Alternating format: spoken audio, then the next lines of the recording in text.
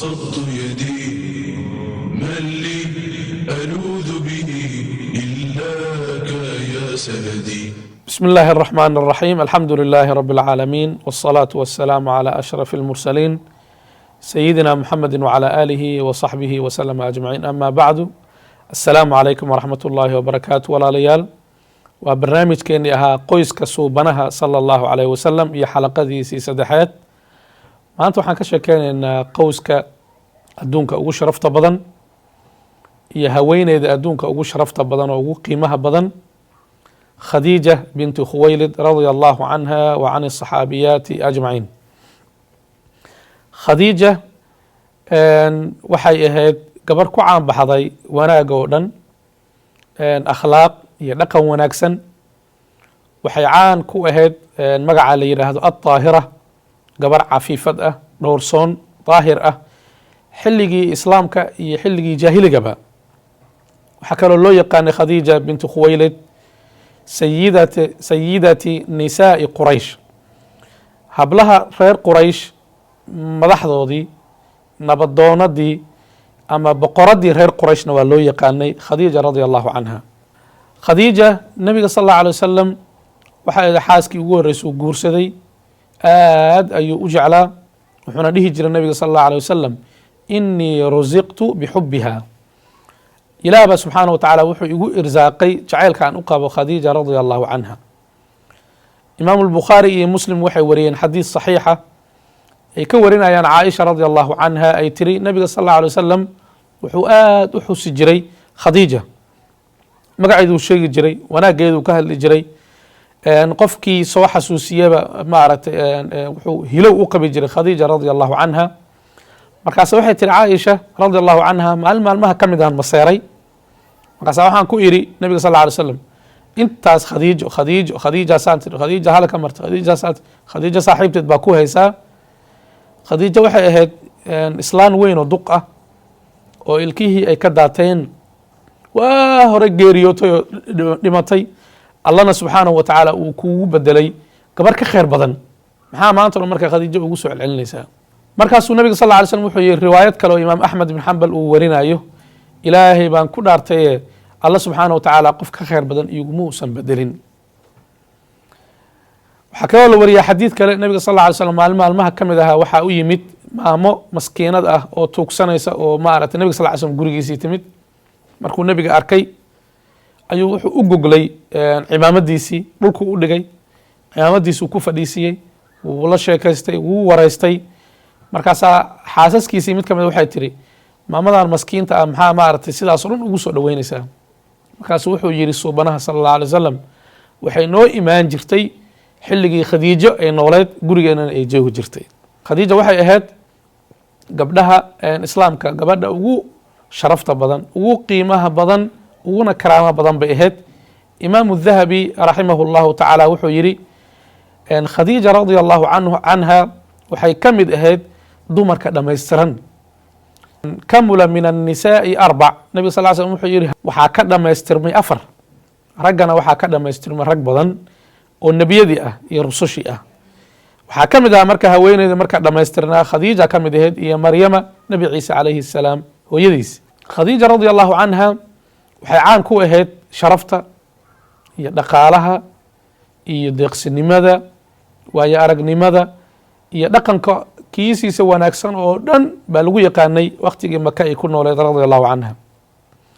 waxay caan ku ahayd independent iyo madax banaani, ganacsigeeda say u maamulayso, dadka ay maaragtay ay u dhiibanayso ganacsigeeda, si ay u kala dooranayso. qof waxay ahayd aad iyo aad arrimahaas caan ugu ah khadiija radia allahu canha.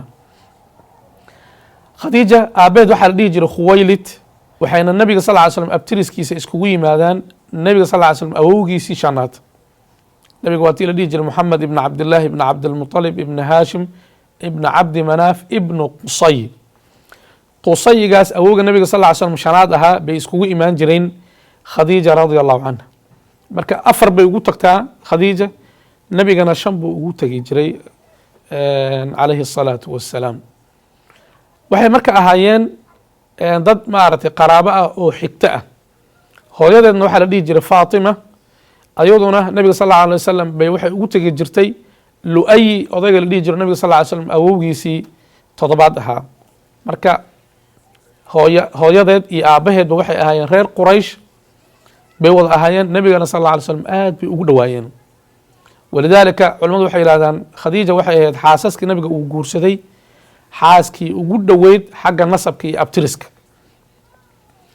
aabaheed oo Khuwaylid ahaa wuxuu ahaa nin nabadoona oo ka mid ah maaragtay madaxdii reer Quraysh, wuxuuna ku jiray wafdi loo diray Yemen xilligii maaragtay caamul fiil la oran jiray, ninkii Abraha ahaa oo magaalada Maka kusoo duulay oo Ilaahay subxaanahu wa tacaala uu usoo diray shimbiraha. markii laga guulaysta kadib nin boqor ah oo la dhihi jiray Sayf dhu Yazan baa magaalada maaragtay Yemen qabsaday, oo dadkii markaas xabashida ahaayo meeshii haystay oo diimaha ka soo horjeeday meesha ka saaray. guushaas reer Quraysh waxay direen wafdi oo uu hogaaminayo Khuwaylid oo Khadiijo aabaheed ahaa, usoo tahniyeenaya boqorkaas, kalana tashanaya axwaasha carabta iyo reer Quraysh. wuxuu dhintay marka aabaheed dagaalka la dhihi jiray Xarbul Fujaar. nabigana sal alla alay slam uu ahaa nin dhalinyaro oo 17 jir meelahaas ah buu dhintay. gabadha marka Khadiija ah waxay ahayd gabar Maka kusii nooleed, adeeradeed iyo ehelkeedii iyo faamilkeedii inay ahaayeen dad maaragtay reer Quraysh oo madax ahaa. insha allahu tacaala xalaqada soo socota iyo xalaqada ka dambeysaba waxaan ka sheekeynaynaa nabiga sal alla alay slam suu u guursaday Khadiija, ciddii ka shaqeysay inay isguursadaan Khadiija iyo nabiga sal alla alay wasalam, ciddii u doonta nabiga sal alla alay wasalam Khadiija, meherkii uu mehersaday iyo waliimadii iyo dhaqaalihii uu ku bixiyay nabiga sal alla alay wasalam maaragtay guurkii Khadiija, si ay noogu noqoto tusaalo iyo mid aan ku dayanno. qisadan Khadiija radi allahu canha iyo xaasaska nabiga sal alla alay wasalam waxaan usoo qaadanaynaa inay tusaale u noqoto qoysaskeenna, inay noqoto mid gabdhaheenna Soomaaliyeed ay ku daydaan Khadiija radi allahu canha iyo saxaabaadkii nabiga sal alla alay wasalam. Khadiija nabiga sal alla alay wasalam wuxuu yidhi qoftii iigu kheyrka badneyd bay ahayd, dhaqaalaheeda iigu taageertay, xoolaheeda iigu taageertay, mooral ahaan bay nabiga sal alla alay wasalam u saboorgaraysay. waxay nabiga rumaysay mar dadka kale oo dhan ay wada beeniyeen. nabigana sal alla alay wasalam ilaahay owlaadda uu siiyey ayaduu ka siiyey 6 ciyaalahay nabiga sal alla alay wasalam u dhashay, 2 wiil iyo 4 gabdhood. meesha xaasaska kale uu nabiga sal alla alay wasalam uusan owlaad ilaahay subxaana wa tacaala uusan ka siinin ilaa Maariya ma ahane oo nabiga sal alla alay wasalam u dhashay Ibraahim. hooyadeen Khadiija waa hooyo mudan in taariikhdeeda la barto, gabdhaha Soomaaliyeed ee taariikhdeeda akhriyaan, ragga Soomaaliyeed taariikhdeeda akhriyaan, qaabkii nabiga sal alla alay wasalam ula tacaamuli jirtay, u dhaqaalayn jirtay, u garab istaagi jirtay, suboorta ay u siin jirtay. waa waxyaabaha hadda ka maqan qoysaskeenna, u baahan qoyska Soomaaliyeed siiba dadkeena ku nool maaragtay wadankan ama jaaliyaadka ku nool qurbaha, iyo in xaaska iyo odageedu ay isku vision noqdaan, isku aragti guriga maaragtay loo maamulo, gabadhuna ay odageeda ka dambeyso, ku ixtiraamto, garab siiso, suboorta garayso, xoolaheeda iyo caqligeeda iyo fikirkeedaba, xaajigeeda iyo ciyaalkeeda maslaxadooda ay maaragtay ay ka shaqeyso, ee guryaha uusan noqon guryo kala jeeda, vision u socda dhinaca maaragtay midigta iyo mid u socda dhinaca bidixda ah, taasoo keenaysa guryaha inay kharaabaan, la isfuro, la dagaalamo oo la kala yaaco. waxaan idin leeyahay inta kulanti kale aan ka kulmeyno. salaamu calaykum waraxmat ullaahi wabarakaatuh.